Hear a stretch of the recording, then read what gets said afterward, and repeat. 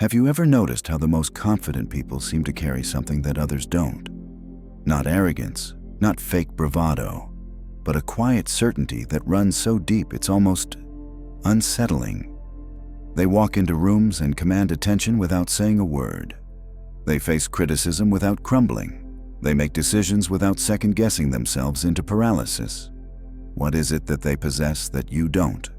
What secret weapon are they wielding that transforms them from ordinary to extraordinary? The answer might shock you. It's not positive thinking. It's not daily affirmations or visualization exercises. It's not even years of therapy or self-help books. The most unshakable confidence comes from embracing the very thing you've been taught to hide, deny, and run from your entire life. Your shadow. That dark collection of impulses, desires, fears, and traits that you've buried so deep you've forgotten they exist. But they haven't forgotten about you. Carl Jung, the brilliant psychiatrist who first mapped the territory of the human psyche, understood something that most people never will. He saw that true strength doesn't come from perfecting yourself or becoming some idealized version of who you think you should be. Real power emerges when you stop running from the parts of yourself that make you uncomfortable and instead learn to dance with them. When you integrate what Jung called the shadow self. This video is not for those who want easy answers or comfortable truths. It's not for people who believe confidence comes from morning routines and motivational quotes. This is for you if you're tired of feeling like you're wearing a mask everywhere you go. If you're exhausted from pretending to be someone you're not just to fit in. If you've ever felt that gnawing sense that something essential is missing from your life, even when everything looks perfect on the surface. What I'm about to share with you will make you uncomfortable. It will force you to confront aspects of yourself that you've spent years avoiding. But if you have the courage to stay with me, to look directly into the mirror I'm about to hold up, you will discover a source of confidence so authentic and unshakable that no external circumstance will ever be able to touch it again. You will learn to stop being afraid of your own darkness and instead transform it into your greatest source of power. But first, let me tell you why everything you think you know about confidence is keeping you weak. Society has fed you a lie. A beautiful, seductive lie that keeps you trapped in cycles of self-improvement that lead nowhere. You've been told that confidence comes from accumulating achievements, from getting validation from others, from becoming more likable, more successful, more perfect. You chase degrees, promotions, relationships, approval, thinking that each milestone will finally make you feel secure in who you are. But it never works, does it? No matter how much you accomplish, there's always that voice whispering that you're not enough. No matter how many people tell you you're great, you still feel like you're performing, pretending, hoping no one discovers the real you. Because deep down, you know you're hiding something. You know there are parts of yourself that don't match the image you've carefully crafted for the world. This is what Jung called the persona, the mask we wear to be accepted by society. And while this mask serves a purpose, when it becomes your entire identity, it becomes a prison. You start believing you are the mask. You forget that beneath it lies your authentic self, complete with all the messy, complicated, powerful aspects that make you uniquely human. The shadow contains everything the persona rejects. It holds your anger when you've been taught to always be nice, your ambition when you've been told not to appear too eager, your sexuality when you've been shamed for having desires, your competitiveness when you've been taught that winning makes you selfish, your need for recognition when you've been told that seeking attention is narcissistic. Here's the cruel irony. By rejecting these aspects of yourself, by pushing them into the darkness, you don't eliminate them. You make them more powerful.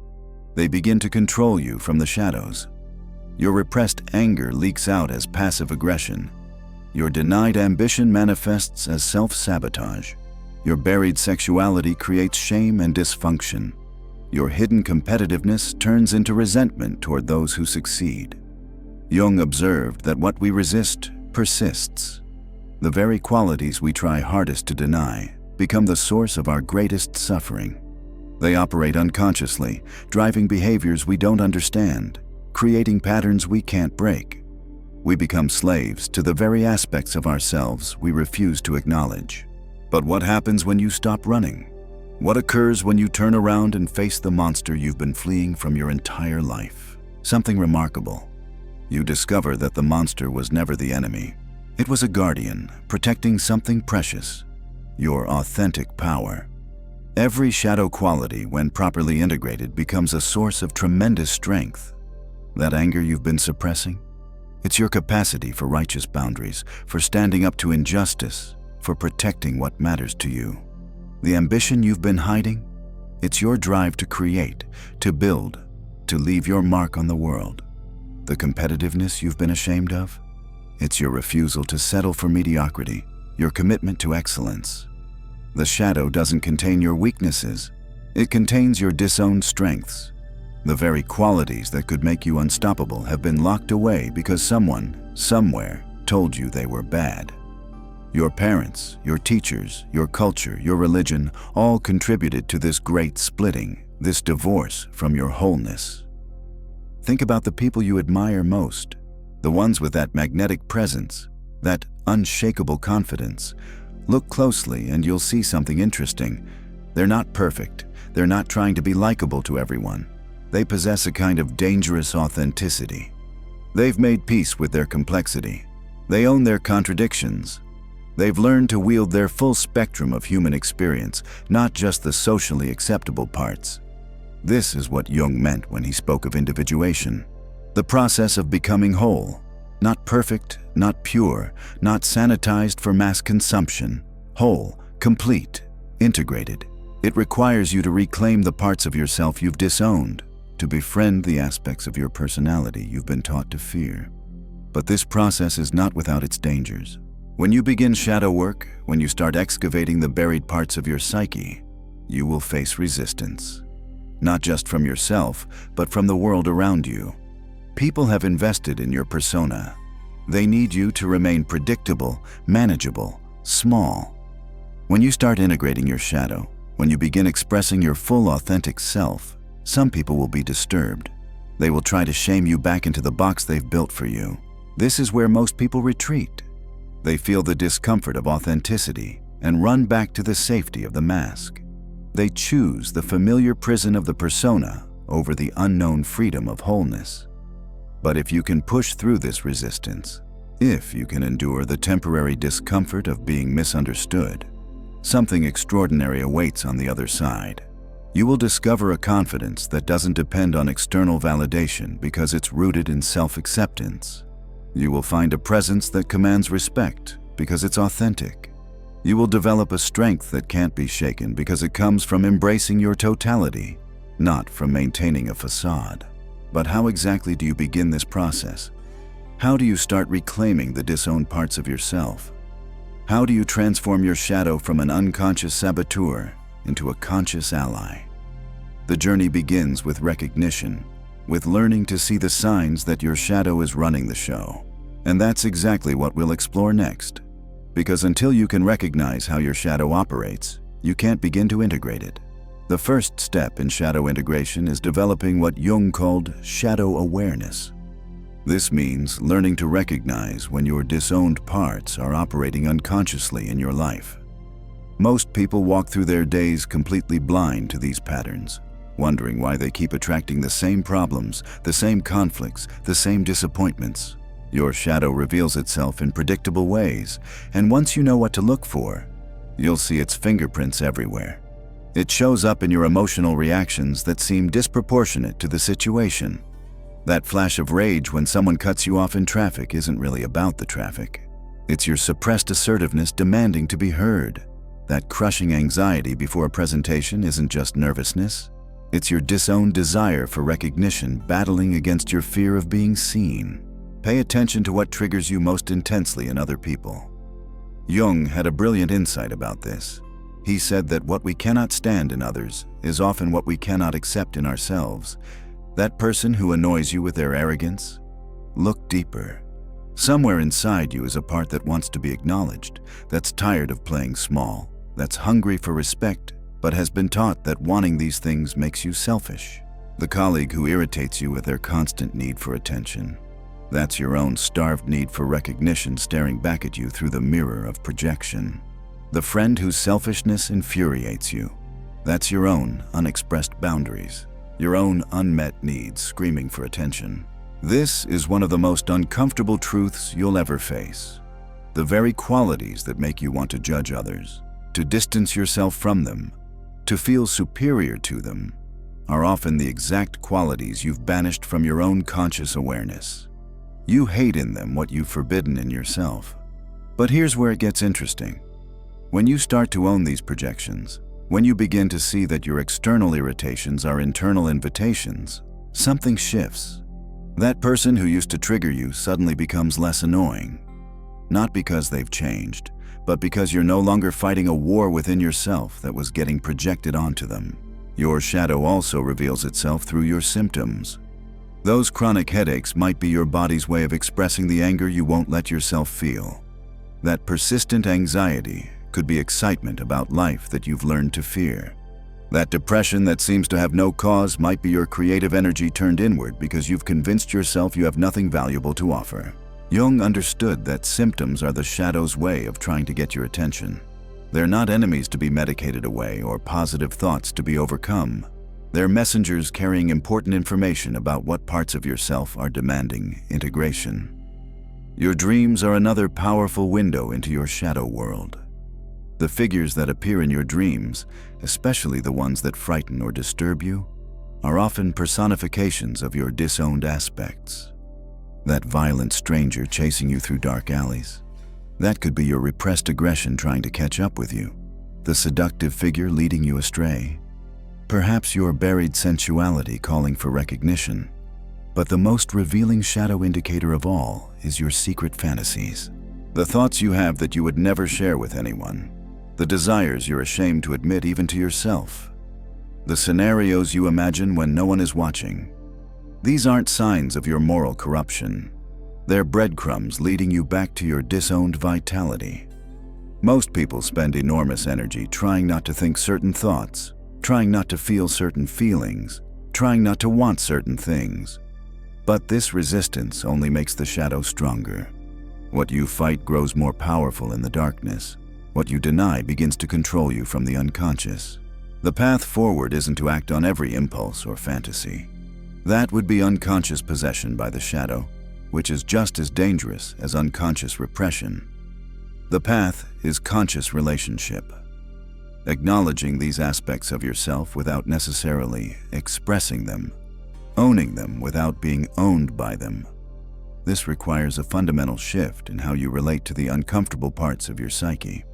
Instead of seeing them as enemies to be defeated, you begin to see them as exiled parts of yourself that need to be welcomed home. Instead of asking, "How do I get rid of this feeling?"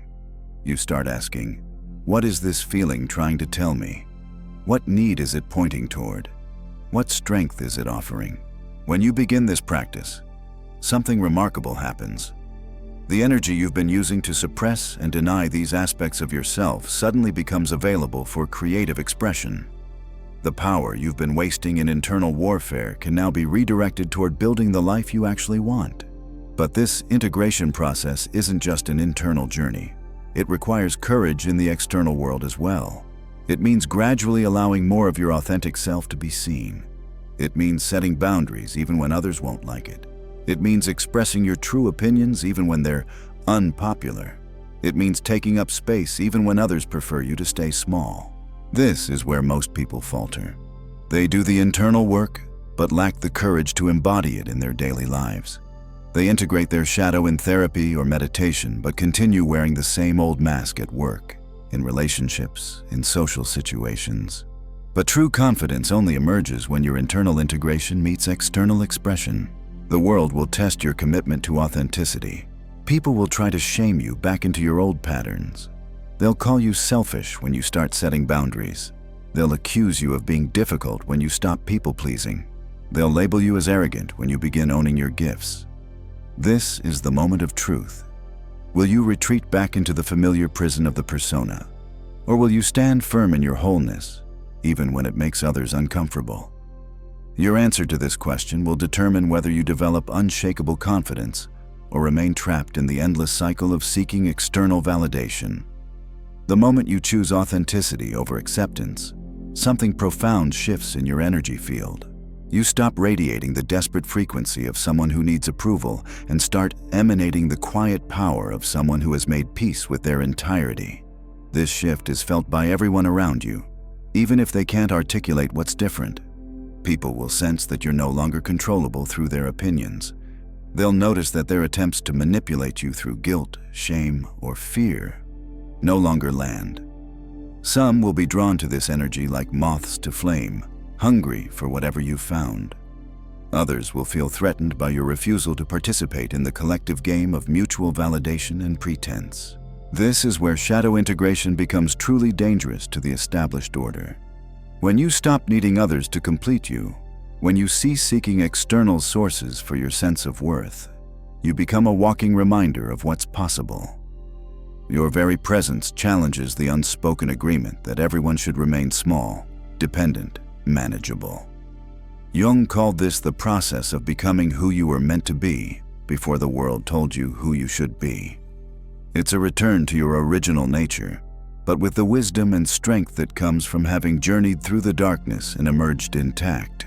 You're not the same innocent person you were before you learned to hide parts of yourself. You're someone who has wrestled with their demons and discovered they were angels in disguise.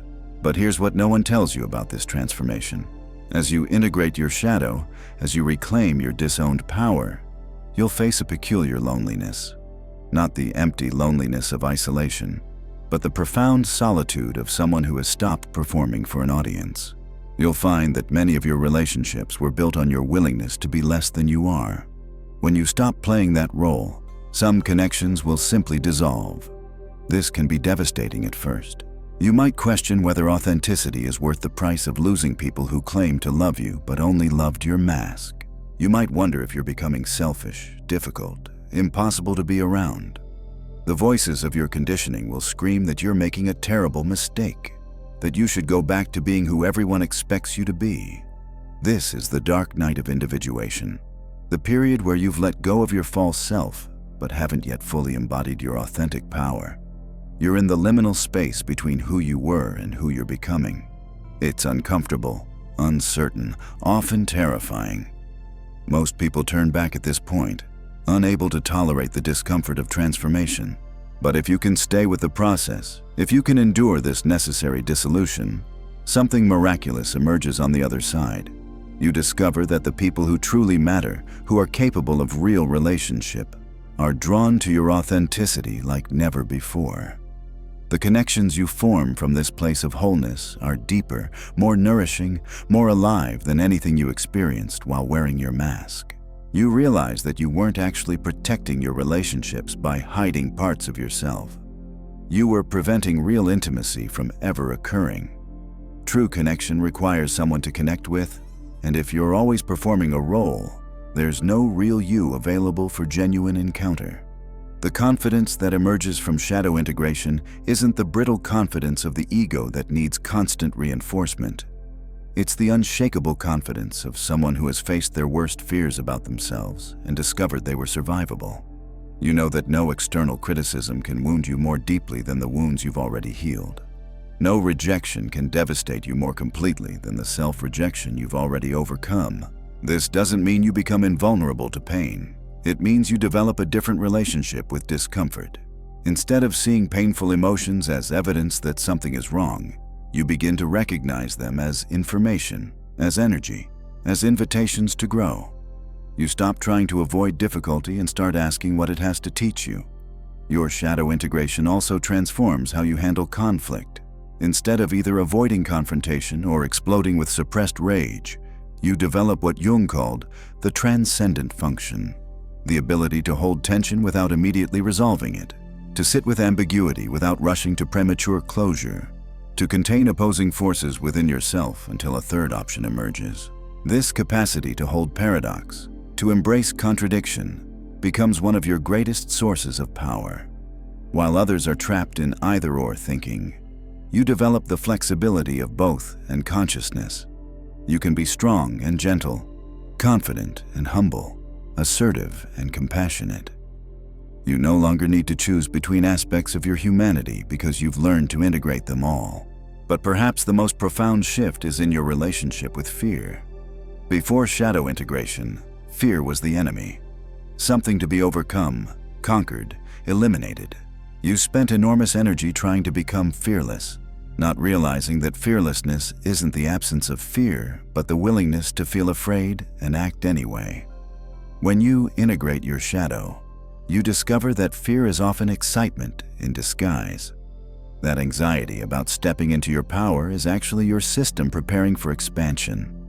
That terror of being seen is your soul's way of letting you know you're approaching matters deeply to you. Use something that stopped trying to eliminate fear and start developing a collaborative relationship with it. You begin to see it as an ally that helps you identify what's most important, what's worth fighting for, what deserves your courage. Fear becomes a compass pointing toward your growth edge rather than a wall blocking your progress. This transformation in your relationship with fear ripples out into every area of your life. You start taking risks that would have paralyzed you before. Not reckless risks born of unconscious compulsion, but calculated risks guided by authentic desire. You begin pursuing goals that align with your true nature rather than what you think will impress others. Your career choices shift from what provides the most security or status to what allows the fullest expression of your integrated self. Your relationships evolve from arrangements based on mutual neediness to partnerships rooted in mutual wholeness. Your creative expression moves from seeking approval to channeling authentic vision. But this process isn't a one-time event. Shadow integration is a lifelong practice, a continuous spiral of discovery and integration. Just when you think you've faced all your demons, life presents new situations that reveal previously hidden aspects of your shadow. Each integration makes you stronger, more complete, more unshakably confident in who you are. The confidence you develop through this process has a quality that's immediately recognizable to others. It's not the loud confidence of someone trying to convince themselves and everyone else that they're worthy. It's the quiet confidence of someone who has nothing left to prove because they've already proven everything to themselves. It's the dangerous confidence of someone who has looked into their own darkness and made friends with what they found there. This is the secret that the most magnetic people carry. They haven't perfected themselves. They've integrated themselves. They haven't eliminated their flaws. They've transformed their relationship with imperfection. They haven't become fearless. They've learned to dance with fear as a partner rather than flee from it as an enemy. And now the question becomes, are you ready to begin this journey? Are you prepared to face the parts of yourself you've been running from? Can you summon the courage to stop being who others need you to be and start becoming who you actually are? The journey of shadow integration isn't just about personal transformation. It's about reclaiming your birthright as a fully actualized human being. But here's what most people don't understand about this process. The confidence that emerges isn't something you build or acquire. It's something you uncover. It was always there, buried beneath layers of conditioning, waiting for you to remember who you were before the world taught you to be afraid of your own power. Think about a time when you were completely absorbed in something you loved. Maybe you were creating, playing, exploring, lost in the pure joy of being alive. In that moment, were you worried about what others thought of you? Were you questioning your worth or seeking validation? Of course not. You were simply being fully and completely yourself. That state of natural confidence, that effortless presence, that's your shadow integrated and expressing itself without interference. But somewhere along the way, you learned that certain parts of yourself weren't acceptable. Maybe your enthusiasm was too much, your curiosity too inconvenient, your intensity too overwhelming. So you began the slow process of dismemberment, cutting away pieces of your authentic self to fit into the shapes others demanded. Each severed piece didn't disappear. It went into the shadow, taking its vitality with it. The reason you feel like something's missing, like you're not quite yourself, is because you're literally not complete. Fragments of your essential nature are locked away in the unconscious, and they're calling to you through symptoms, through dreams, through the very qualities that trigger you in others. They want to come home. They're tired of exile. But integration requires more than just acknowledgement. It demands embodiment. You can intellectually understand your shadow patterns. You can analyze them endlessly in therapy or journaling. But until you risk expressing these disowned aspects in your actual life, they remain theoretical concepts rather than lived realities. This is where the rubber meets the road. It's one thing to recognize that you've suppressed your anger. It's another thing entirely to actually set a boundary with someone who's been taking advantage of your niceness. It's one thing to acknowledge your hidden ambition. It's another to actually pursue the goal you've been too afraid to admit you want. Each time you choose authentic expression over social acceptance, each time you honor your genuine feelings over others' comfort, each time you speak your truth even when your voice shakes, you're not just building confidence. You're literally rebuilding yourself. You're welcoming home the exiled parts of your psyche and integrating them into a more complete version of who you are. The process is often messy. You might overcorrect at first, swinging from suppression to excessive expression as you learn to find your balance. You might set boundaries too harshly or speak your truth too bluntly as you discover how to wield your reclaimed power skillfully. This is normal. This is part of learning to inhabit your wholeness with wisdom and grace. What's crucial to understand is that shadow integration isn't about becoming someone new. It's about becoming who you've always been beneath the layers of adaptation and pretense. It's about returning to your original nature, but with the consciousness and strength that comes from having traveled through the darkness and emerged with your treasures. The journey ends where it began, with a choice. Will you continue living as a fragment of yourself, seeking confidence in external achievements and others' approval? Or will you have the courage to face the mirror, to welcome home the parts of yourself you've abandoned, to become dangerously whole? In a world that profits from your brokenness, your shadow isn't your enemy. It's your power waiting to be reclaimed. The question isn't whether you're ready for this transformation. The question is whether the world is ready for who you become when you stop hiding from yourself.